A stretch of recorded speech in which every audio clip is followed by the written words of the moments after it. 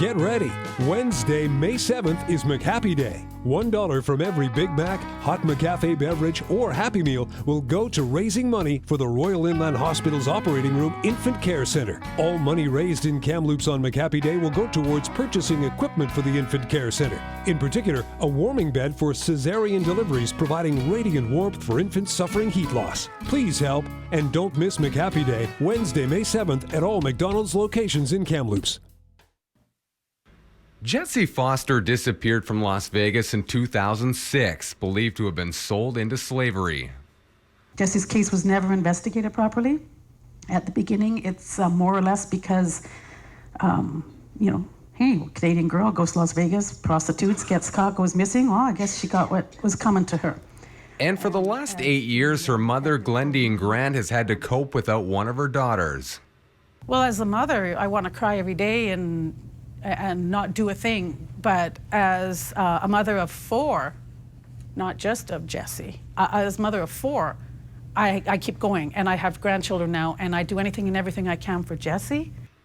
Jessie was like any other kid, a high achiever in school and sports. According to her mom, she just got caught hanging with the wrong people, with offers to go on exotic trips. The trip to Vegas was her last out of Kamloops, and she hasn't been seen since.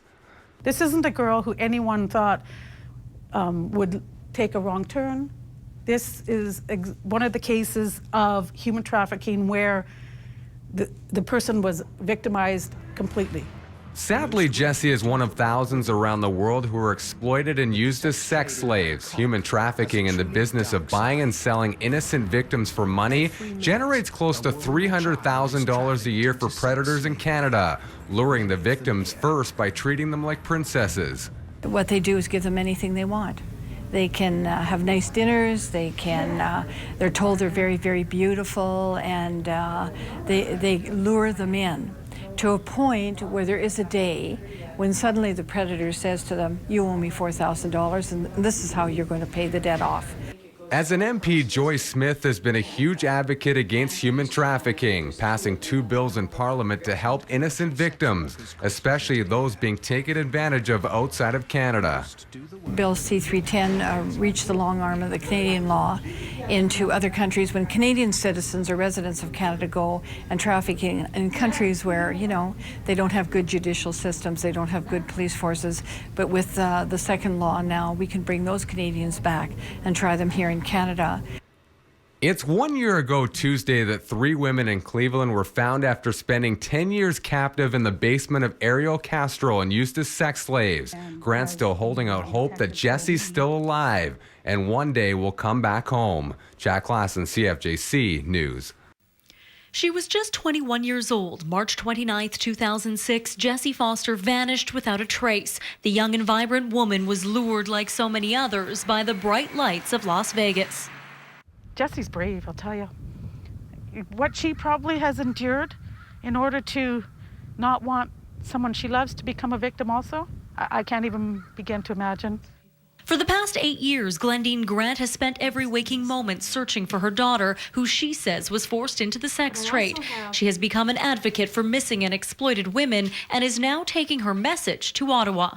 The education part has to keep going. The education, the more people that know about it, the more people that learn about this through my speaking, through Joy speaking, through the laws changing, then the more ammunition possible victims have if they're ever going to be lured, recruited, or taken. Glendine has been invited to speak before the House of Commons Standing Committee on Justice and Human Rights, appearing before the panel July 9th to address proposed changes to Canada's prostitution laws. We don't want to have brothels in Kamloops or anywhere in Canada. We don't want to have pimps and traffickers claiming that this is their legal profession. I can't imagine something so horrific. Last month, the federal government tabled legislation that would criminalize the purchase of sexual services. It comes in response to a December Supreme Court of Canada ruling striking down key sections of the nation's prostitution laws. The new bill would also focus more punishment on johns and pimps than on sex trade workers themselves. The demand is there because the johns and the victims are trafficked because of the pimps and the traffickers. We have everything now working for us in this. People who want to do it can still do it. People who don't want to do it have a lot more help. It passed through a second reading. I'm like, okay. Glandine says the changes represent Canada taking the lead in anti-human trafficking laws. She believes if successful, it will cut down on the demand for sex trade and in turn see fewer women forced into the industry.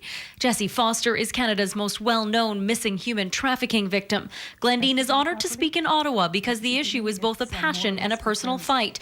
She wants to stand up strong for her daughter and others to get the laws changed and ensure no other family suffers. She's still missing, and we're still going to fight for her. Whether it's helping change laws, raising awareness, or talking to other families, I don't really mind what way. We're just going to not stop.